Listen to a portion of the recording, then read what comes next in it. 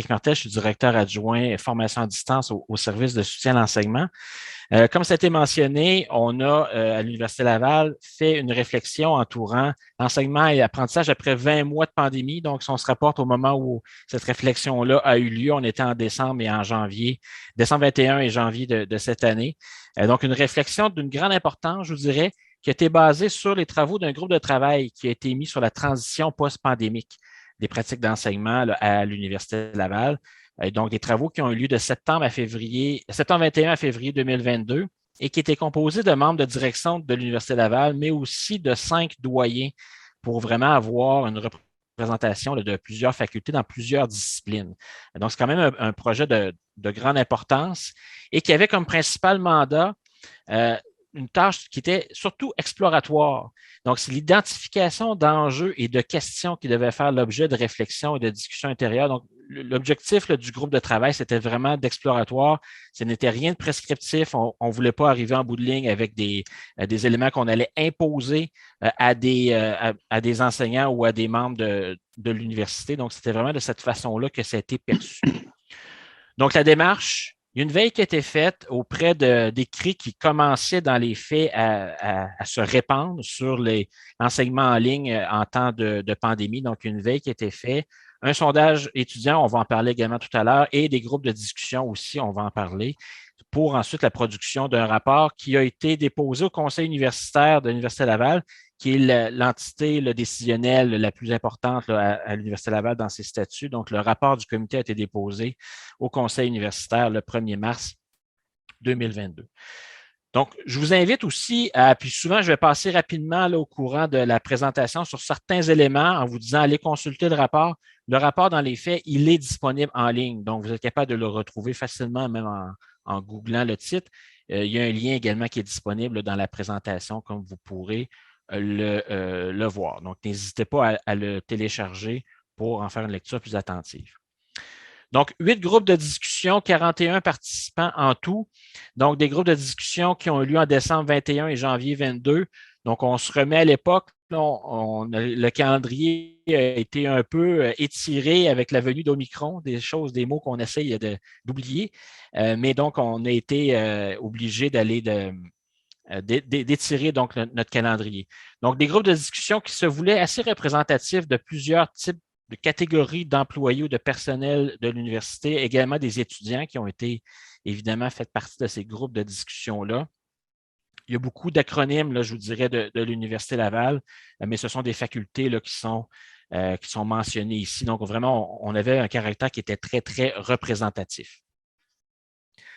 Donc, un des constats qui a été mentionné sur la continuité de l'enseignement, donc on voit les éléments sur lesquels ça a porté, donc l'adaptation des espaces physiques, l'adaptation des évaluations, l'adaptation des activités. Donc, on voit beaucoup, on a dû s'adapter rapidement à un contexte qui bougeait. Souvent, l'image qu'on utilisait, c'est qu'on apprend à piloter alors que l'avion est déjà dans les airs. L'avantage qu'on avait à l'Université Laval, c'est qu'on ne partait pas de zéro. On a quand même déjà une longue expérience en formation à distance. Donc, même en pré-pandémie, on avait plus de 130 programmes aux 3 cycles universitaires qui pouvaient être réalisés à distance et plus de 1100 cours à distance, donc même avant la pandémie. Donc, l'avantage qu'on avait, c'est qu'on ne partait pas de rien. On avait quand même beaucoup d'expertise à différents niveaux, centralisée chez nous au service de soutien à l'enseignement, mais aussi dans la plupart des facultés qui offrent un service de proximité au personnel enseignant. Et c'est ce qui fait en sorte que ça a été quand même, dans les circonstances, l'adaptation, c'est quand même, c'est fait de façon quand même très intéressante. Donc, des questions pour le groupe de discussion. Puis même, c'est des questions qu'on va pouvoir reprendre pour les échanges par la suite. Quels changements positifs souhaiteriez-vous voir perdurer et qu'est-ce qui s'est fait que vous ne souhaitez pas voir dans les 12 prochains mois? Et je vous dirais là-dessus, je vous invite à consulter le rapport. Là, on voit ici la liste vraiment des éléments qui ont été mentionnés. Donc, je vous invite à consulter le rapport pour en savoir davantage sur ces éléments-là en ce qui a trait au groupe de discussion. Rapidement, évidemment, ce qu'on voulait savoir aussi, c'était de prendre le pouls des étudiants. Donc, il y a un sondage qui a été mené auprès des étudiants de l'Université Laval et je vous dirais, on a été très, très impressionnés par la quantité de réponses, évidemment. Ça a été pour nous un très vif succès. Il y a eu 19 898 étudiants qui ont répondu au sondage, ce qui, à l'automne 2021, donc l'automne précédent, correspondait à 41% de tous les étudiants de l'Université Laval. Donc, je vous dirais, pour nous, ça a été un énorme succès, ce sondage-là, qui était tout simple, puis on va le voir, on va voir vraiment chacune des questions. Il y avait 4 questions totales. Donc, très simple, ça répondait facilement, mais pour nous, ça a été vraiment une mine de renseignements qui ont été vraiment très, très utilisés pour forer les données par la suite, puis faire des portraits même pour différentes facultés. Donc, c'est un sondage qui est en ligne dans notre environnement numérique. Donc, il y a une notification qui est apparue dans le portail des étudiants et on les menait vers le sondage. Donc, c'était évidemment, il n'y avait aucun caractère obligatoire à ce sondage-là. Donc, c'est pour ça qu'on a été très, très surpris du nombre de réponses. Donc, 3 questions à choix multiples, puis une question commentaire qui se voulait qualitative. Dans un premier temps, quelles sont vos préférences sur les formules d'enseignement? Donc, vraiment, c'était le titre, en fait, du sondage. Et on voyait l'introduction qui se présentait ici. Si on regarde rapidement, là, on n'est pas capable de le lire, c'est juste pour vous montrer un peu l'interface dans laquelle ils avaient, mais on va revenir sur ces questions-là de toute façon. Donc, les deux questions d'interface, ça se répondait en quelques minutes là, seulement. Donc, c'était vraiment pour nous très intéressant. Donc, l'analyse qu'on en a fait par la suite, la première question, c'est dans quelle mesure les formules d'enseignement suivantes favorisent-elles une expérience d'apprentissage optimale pour vous? Donc, on ne demandait pas aux étudiants est-ce qu'ils ont déjà suivi, est-ce qu'ils sont inscrits ou non à ces formules-là. Donc, on leur demandait de façon objective pour chacune des formules d'enseignement qui sont offertes à l'Université Laval, laquelle favorise une expérience d'apprentissage optimale pour eux. Donc, il y avait une échelle de gradation. Et ce qui est intéressant, c'est dans les résultats qu'on se met à regarder au niveau quantitatif, ce qui a été produit par les étudiants. Donc, beaucoup ou moyennement, beaucoup donc au niveau de l'échelle. 63 pour le présentiel. Donc, on voit hybride, comodal, distance synchrone et distance asynchrone. Donc, c'est quand même sensiblement uniforme comme résultat. Donc, ça aussi, c'est intéressant. Puis à l'inverse, si on se met à comparer avec les pas du tout, donc quelle formule ne correspond pas du tout donc à une formule d'enseignement optimale, ben, on voit aussi qu'il y a des positions qui sont probablement très, très arrêtées pour plusieurs étudiants. Donc, ça a donné sensiblement les mêmes résultats, sauf pour la formule comodale qui se démarque légèrement des autres. Donc, autant des étudiants ont dit qu'ils ont apprécié beaucoup ou moyennement la formule comodale, et à l'inverse, les étudiants nous disent que c'est seulement 5,7 des étudiants nous ont dit que c'est une formule qui ne correspondait pas du tout à des stratégies optimales d'enseignement. Donc, évidemment, dans la façon que nous, on le définit, c'est que l'étudiant a vraiment le choix de se déplacer ou non à chaque semaine pour suivre son cours en classe, pour suivre son cours en enseignement à distance synchrone ou de ne faire ni un ni l'autre et de consulter l'enregistrement. Donc, l'étudiant a l'entière flexibilité. Il n'y a pas à annoncer à l'avance son choix, il n'y a pas à justifier sa décision. Donc, ça, évidemment, pour un étudiant, c'est vraiment le maximum de flexibilité. Probablement pour cette raison-là qu'il se démarque de cette façon-là. Mais ce n'est pas sans écueil. Puis, on va y revenir également plus tard là, sur la fameuse formule comodale. En pensant, et la deuxième question, donc, en pensant à la session d'automne 22, si vous deviez choisir une seule formule d'enseignement, laquelle choisiriez-vous? Donc, là aussi, c'est intéressant. Donc, on voit la répartition au niveau des formules. Si on demandait aux étudiants de choisir une seule formule d'enseignement, donc le présentiel n'est pas en première place, n'est même pas en deuxième place. Il est arrivé en troisième position dans notre sondage. Rapidement, donc, les deux premières places, la distance asynchrone et le comodal, sont arrivés vraiment nez à nez au fil d'arrivée. Puis par la suite, les autres formules, hybride, distance synchrone et, je ne sais pas, là, qui clôturaient les résultats. Ce qui est intéressant de constater, c'est que quand on a ouvert le sondage le premier matin, donc on voit les étudiants campus qui ont répondu, puis là, rapidement, on a vu que les intentions comme ça ou le choix était répondu par les étudiants. Et plus le temps avançait, donc dans la journée et même quelques jours plus tard, plus on voyait que la distance asynchrone augmentait rapidement. Donc, on voyait plus le temps passer, les autres, c'était relativement stable, mais plus on avançait dans le temps, le pourcentage de distance asynchrone augmentait. Donc, évidemment, par définition, les étudiants inscrits à des cours à distance asynchrone sont davantage actifs en soirée ou peuvent prendre 2, 3, 4 jours avant de se rendre sur l'environnement numérique. Donc, plus le temps passait, puis plus la distance asynchrone augmentait. Et je suis pas mal convaincu que si on avait laissé le sondage ouvert quelques jours, une semaine de plus, qui aurait basculé là, en avant du co-modal. Donc, ça, pour nous, ça a été très intéressant comme résultat, qui nous a un peu surpris, déçus, dans un certain sens, c'est la formule hybride. Donc, présentiel hybride, là, qui était à 10,8 pour nous, ça nous a beaucoup questionné. C'est une formule sur laquelle on veut beaucoup miser. Donc, quand c'est bien fait, on va chercher le meilleur des deux mondes, de l'apprentissage en salle et l'apprentissage en ligne. Donc, est-ce que c'est une confusion au niveau de la sémantique, au niveau du choix des mots? Il y a peut-être ça qui rentre en ligne de compte, ou est-ce que c'est méconnu puis les étudiants n'en ont pas eu beaucoup pendant leur parcours et pendant la pandémie non plus, parce qu'il y a vraiment la présence en salle n'avait pas lieu, donc même en formule hybride. Donc ça, je vous dirais, pour nous, ça nous a quand même beaucoup questionné sur le fait que le hybride ne soit pas plus populaire que ça comme résultat. Et ça aussi, c'est un élément qu'on a marqué à quelques endroits dans le rapport. Il y a un point de vigilance qui est important. Là, ce qu'on vous présente, c'est des résultats qui sont institutionnels pour l'ensemble de l'Université Laval. Mais rapidement, si on se met à faire des portraits pour chacune des facultés dans chacune des disciplines, on peut voir que le résultat va être quand même assez différent. Je vous donne juste un exemple avec une des questions, avec les portraits pour différentes facultés. On a enlevé les noms des facultés pour les besoins de la cause ici. Mais on peut voir, par exemple, en passant à la session, c'est ça, donc leur formule d'enseignement préférée. Donc, on voit ici là, que les différences sont quand même importantes d'une faculté à l'autre. On peut voir, par exemple, la faculté numéro 10 ici, qui est quand même fortement ancrée dans le présentiel. Donc, une seule formule d'enseignement, c'est vraiment le présentiel ici pour la faculté numéro 10, selon la perception des étudiants, qui est la formule à privilégier. Puis l'autre faculté, juste en dessous, la faculté numéro 11, donc on peut voir que c'est la distance asynchrone à 49 qui est la formule privilégiée. Donc, c'est vraiment, on peut voir qu'il y a des différences locales qui sont importantes. On peut voir toutes les différences aussi d'une faculté à l'autre. Donc, tout ça pour dire qu'il y a vraiment une réalité locale qui est importante à prendre en compte.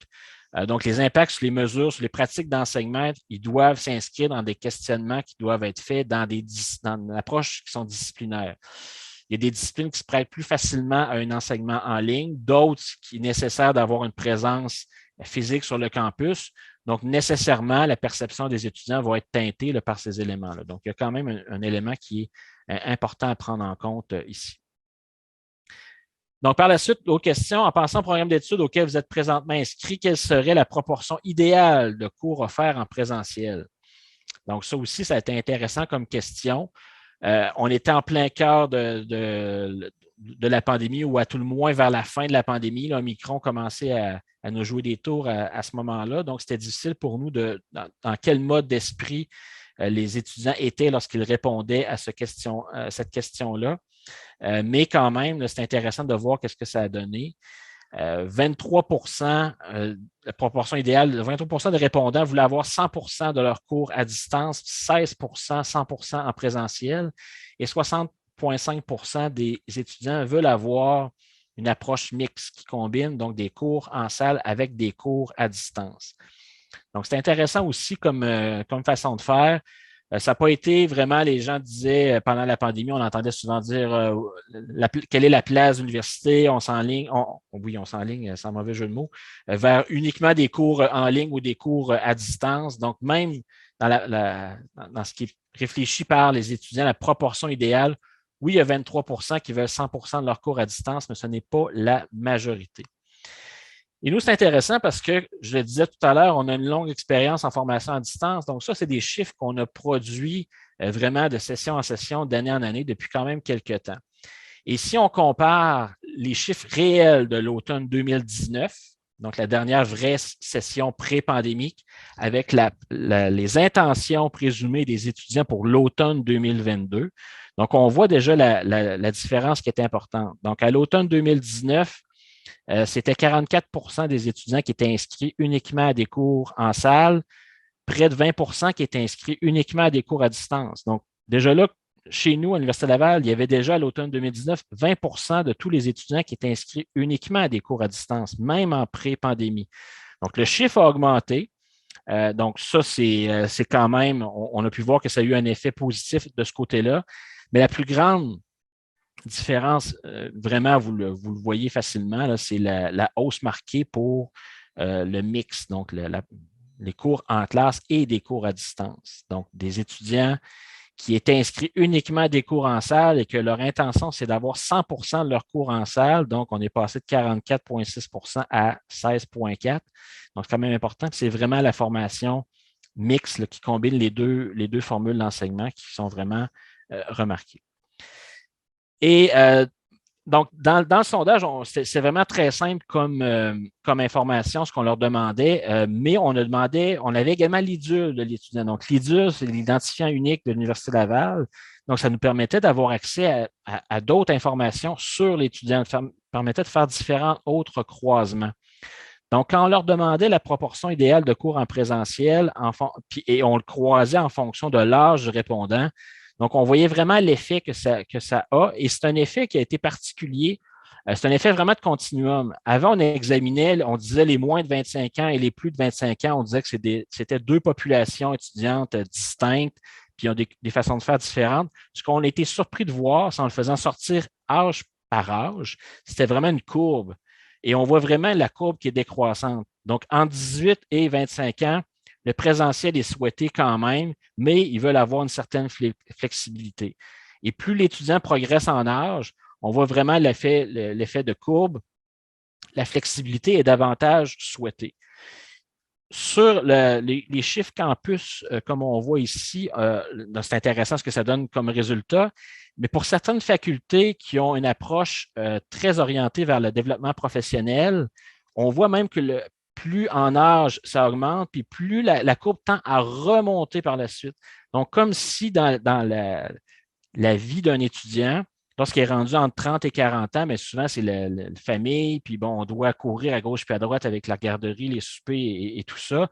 Donc là, on va avoir le maximum de flexibilité dans notre apprentissage.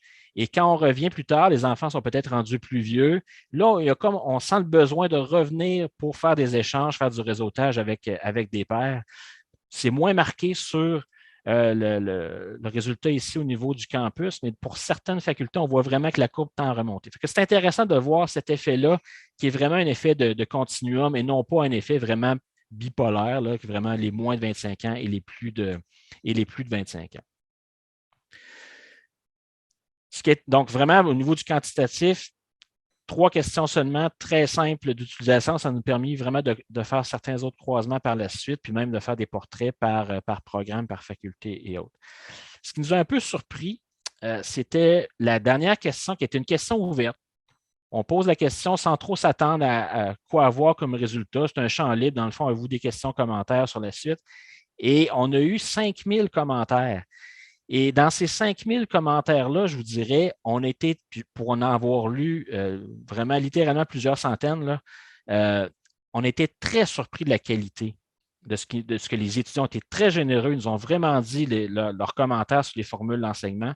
Et on s'est dit, non, là, il faut faire quelque chose avec ça. C'est une mine d'or, ces données-là. Sauf qu'il y en avait 5000. Donc, ça devait être très difficile à faire une analyse qualitative. Bon, évidemment, il y a des professeurs à l'Université Laval qui ont de l'expertise, mais les délais étaient très courts pour produire ça. Donc, on a donné le mandat à une entreprise privée qui est la firme Léger, qu'on connaît bien pour les différents sondages. Et on n'est pas trop rentré dans les détails. Donc, on leur demandait, voici un chiffrier, voici l'état de la situation, voici les 5000 commentaires. Êtes-vous en mesure de faire une analyse qualitative?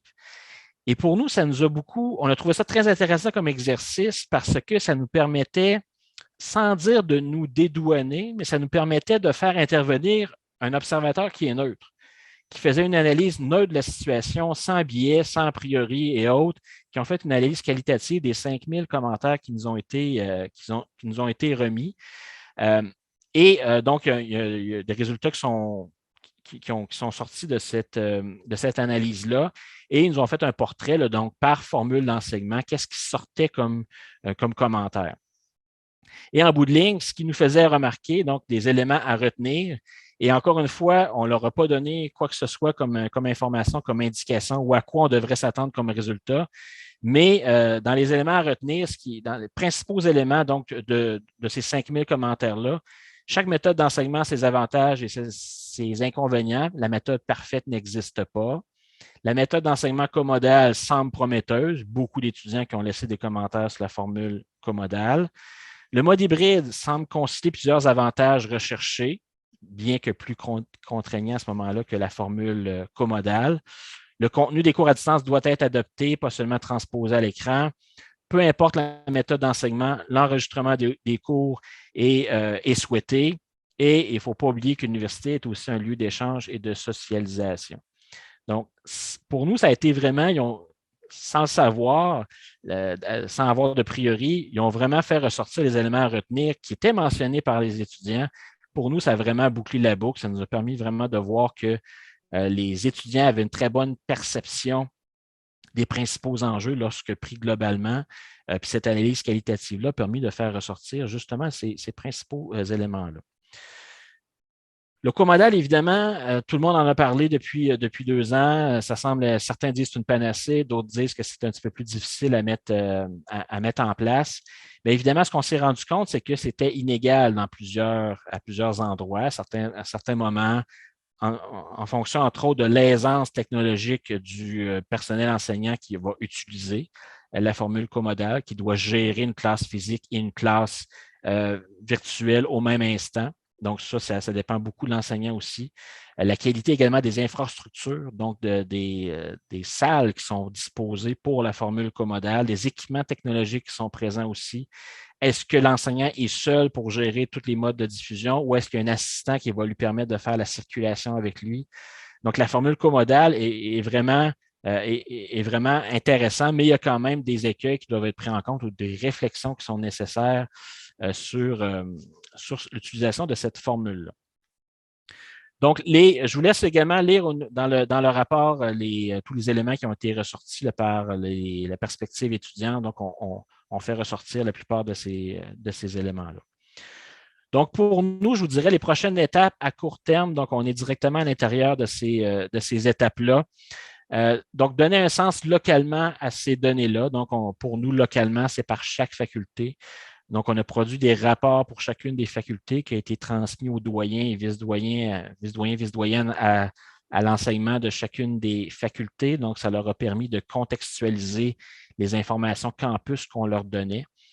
Donc, ça, pour eux, ça a été quand même très, très riche en apprentissage aussi. Donc, c'est souvent, c'est souvent des éléments qu'on se fait dire, c'est intéressant vos chiffres campus, mais chez nous, localement, qu'est-ce que ça veut dire?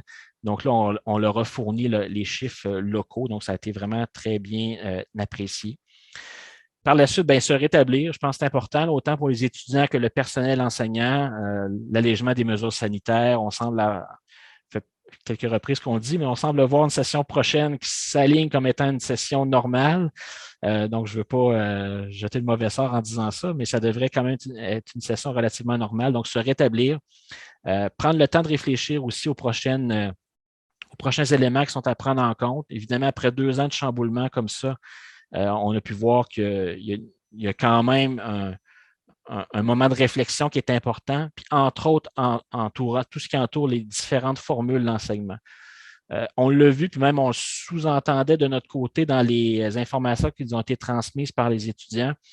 Une certaine confusion là, avec le choix des formules d'enseignement. On essaye évidemment d'être le plus précis possible, le plus bref possible quand on donne des indications.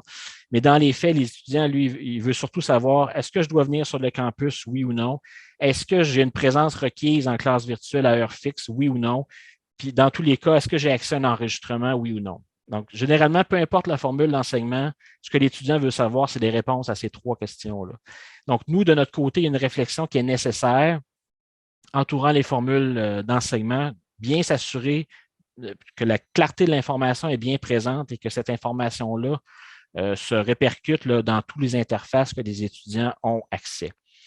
Puis on le voit, là, donc pour nous, c'est pratiquement le nerf de la guerre. Là. Tout passe par une mise à l'horaire efficace puis des formules d'enseignement qui sont bien expliquées parce qu'il y a une suite en cascade de conséquences si ça, c'est pas bien fait. Donc, des impacts sur l'assignation des locaux, le règlement des études, donc la mise à l'horaire, certains documents officiels de l'université aussi. Donc, c'est vraiment pour nous quelque chose qui est fondamental et on doit vraiment revoir ces formules d'enseignement-là pour s'assurer de leur clarté. Donc, comme prochain élément, également soutenir la réflexion collective.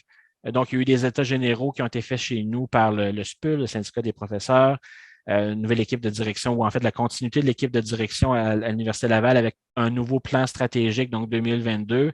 C'est inévitable, donc, que les rapports au campus, les rapports avec les formules d'enseignement, la présence des technologies vont venir influencer la suite des choses. On en est parfaitement conscient. Mais je pense que c'est le bon moment d'avoir cette réflexion-là. Et la beauté de la chose, c'est par des événements comme ceux du REFAD, c'est d'avoir une réflexion qui est collective. On vit tous les mêmes situations, on a tous vécu les mêmes difficultés à l'intérieur de ces 2 années de pandémie. Et cette réflexion qu'on a actuellement, elle est planétaire. Donc ça, c'est la force du nombre, je vous dirais, qu'on est capable de s'inspirer ou voir les bonnes pratiques qui ont été faites ailleurs. Et en espérant donc que c'est quelques minutes à montrer ce que l'Université de Laval a pu faire par ce rapport sur le post-pandémie vous a permis donc à ce moment-là d'en savoir davantage sur nos façons de faire. Quelques remerciements juste pour le bien, juste en terminant. Donc, remerciements aux étudiants, évidemment, qui ont participé au sondage, aux membres des associations étudiantes et aux membres des groupes de discussion également, à tous ceux qui sont intervenus de près ou de loin là, avec l'interprétation des sondages, des résultats, la production des rapports également, et évidemment l'ensemble du personnel enseignant et étudiant de l'Université Laval là, qui ont fait un travail vraiment remarquable depuis les 2 dernières années.